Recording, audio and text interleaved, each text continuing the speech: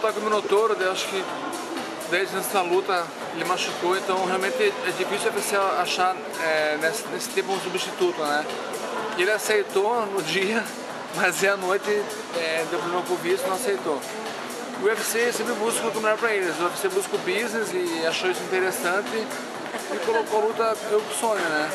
Eu não tinha opção, escolhi ele realmente porque não tinha outra opção de escolha e fiquei feliz de lutar com ele. É um cara polêmico, um cara que tem muita repercussão lutar com ele, então aceitei amarradão. Beleza. Não, eu acho que o Brasil é um grande celeiro de atletas mundialmente, né? No MMA, acho que o Brasil é o número 1 do MMA de país e com certeza é inevitável esse casamento de Brasil com Brasil, né? É uma coisa inevitável que desde a época do Pride isso acontece e vai sempre acontecer.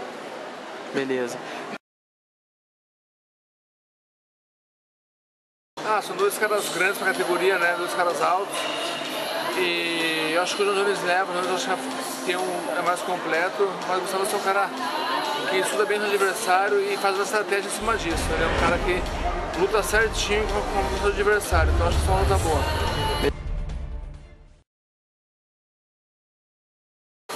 Eu tenho esse desejo de ser o rei do TUF e qualquer um.